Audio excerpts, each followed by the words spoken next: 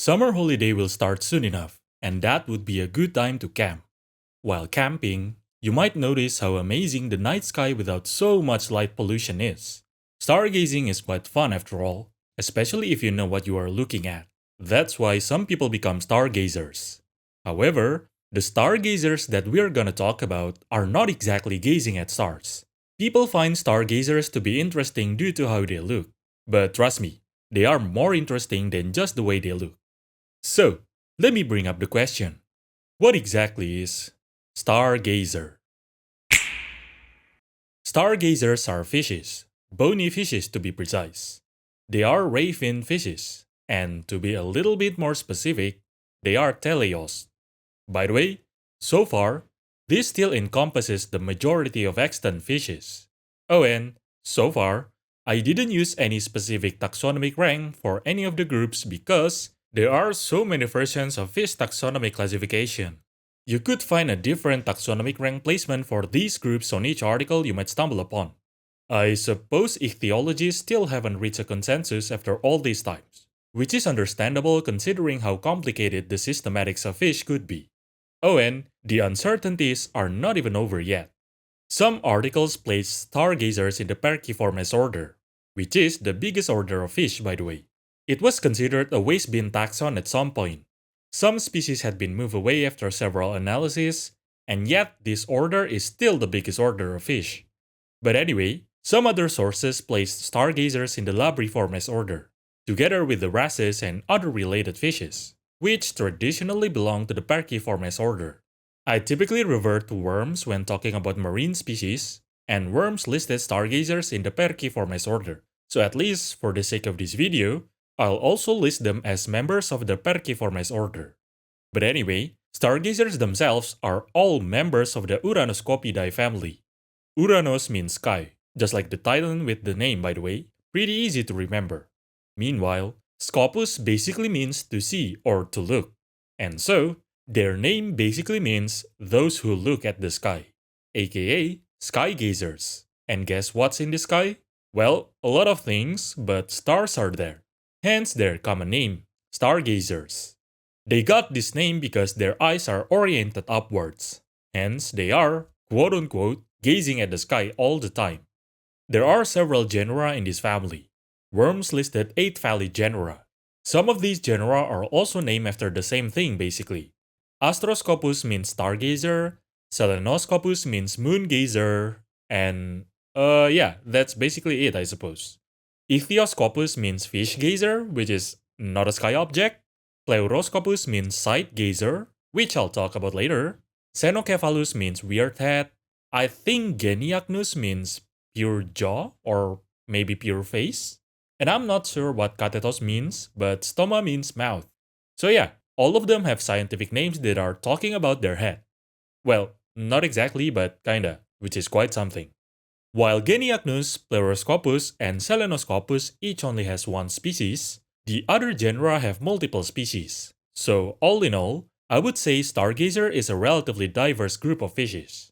They can be found all around the world, mostly in the tropical and subtropical seas, but also towards the temperate seas.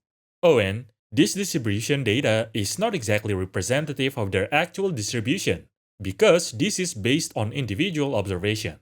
While some of them can be found towards the deep sea, not a lot of people could and would dive into the deep sea, so yeah. Next, let's talk about their morphology. But before that,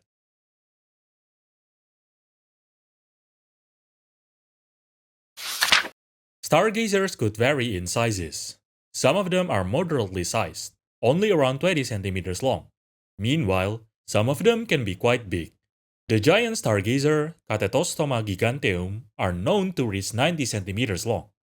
They are typically light brownish, but some are darker, while some can be yellowish. Their front half are widened and slightly flattened, especially towards the head. Like I said earlier, they got their name from the fact that their eyes are oriented upwards, positioned on top of their head like this. However, Pleuroscopus has a slightly more rounded head, and their eyes are still slightly oriented sideways, which is why they are called Pleuroscopus, side gazers, because they are stargazers but their eyes are somewhat sideways. Not only are their eyes oriented upwards, Their mouth is also oriented upwards.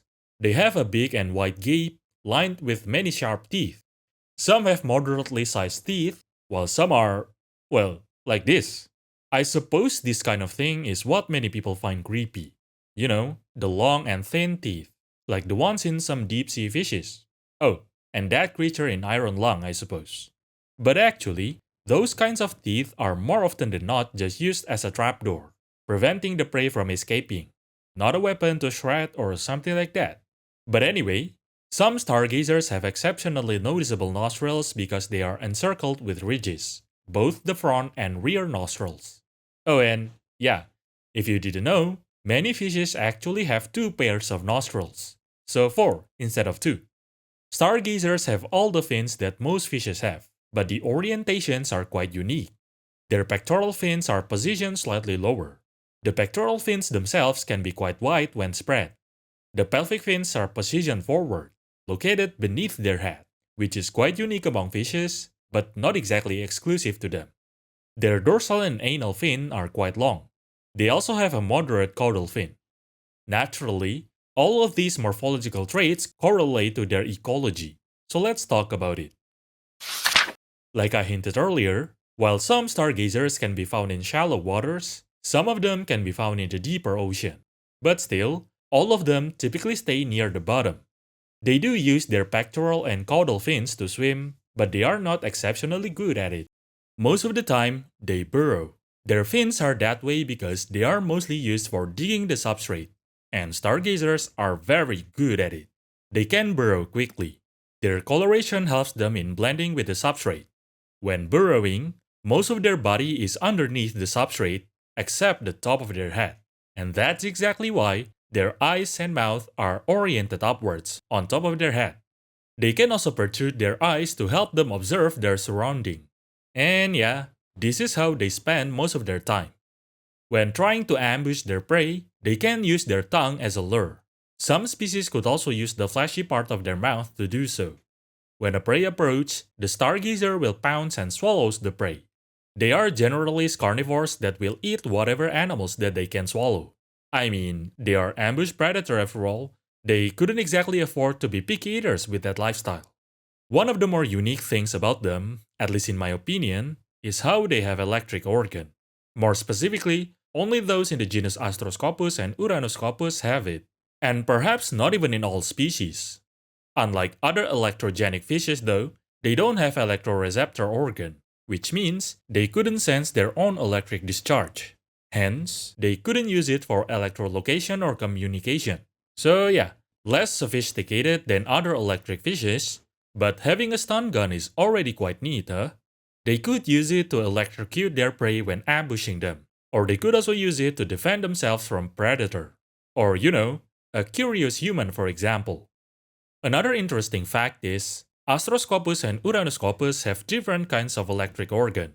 Both still develop from muscle of course, but Astroscopus have it behind their eyes, while Uranoscopus developed it from their sonic muscles. By the way, sonic muscles are a group of muscle in fish that could generate sound, usually near their swim bladder. And yeah, I just want to clarify because I think you wouldn't get the result you want if you type sonic muscle on Google. But anyway, this fact could indicate each of them have evolved their electric organ independently, which is also interesting of course. But I don't think we got a conclusive answer for this yet. But wait, that's not the only defensive weapon they got. They also have spikes behind their operculum, just above their pectoral fins, that could be protruded like this. These spikes connect to their venom gland. Hence, those that try to swallow them will get stabbed and suffer from the envenomation. Oh, and of course, that applies to curious yet unlucky human that tries to grab them too. I say it unlucky because you would be fine as long as you don't get stabbed by the spikes. Oh, and even though they have multiple ways of defending themselves, which could sound dangerous, people still eat them. Humans being human, I guess. But anyway, their reproduction is not fully understood yet. Though, we do know that they release small eggs that will float upwards. Larvae are typically blackish and live freely in the water column. As they develop, they will move to the bottom, before finally living the benthic life of their adult form. And yeah, That is Stargazer. I've seen a lot of articles calling them the ugliest fish, but honestly, I don't see the vision. I personally think they look fine. If people would move on from calling them ugly and start taking interest on other aspects of them, that would be nice. We still have a lot of unanswered questions about them after all. But for now, let's just learn what is known. And that's all for now. Oh, by the way, there was an interesting fossil discovery where a stargazer skull fossil was found with fecal pellets inside their skull cavity. It's not exactly what it seems, so I would recommend reading the publication. Anyway, enjoy your day.